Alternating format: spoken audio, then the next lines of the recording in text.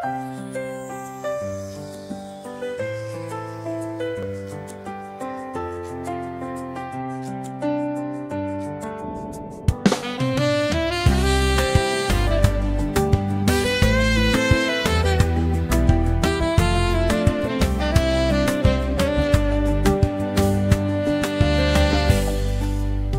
letonong kirairay, hirairam pitiavana, ho anao mandraky izay, faraveloma ho any namana.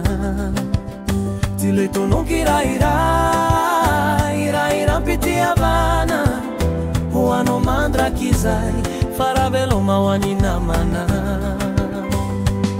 Atsipitsipy ny teny, fihery ampony matsiaro, fa ny famadika ny fo fitia mifangaro, mizakazaka mintsika ny fotoana,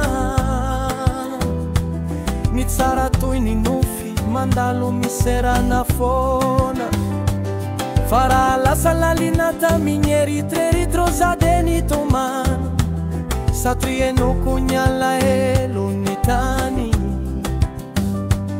Atsipisipy marina ny teny, eny antadroky ny omby,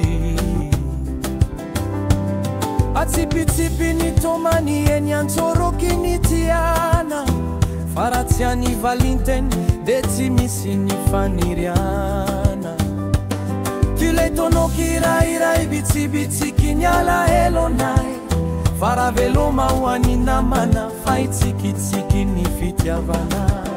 Ty letonao kirairay, irairam pitiavana, ho anao mandraky izay, fa raha veloma ho any namana.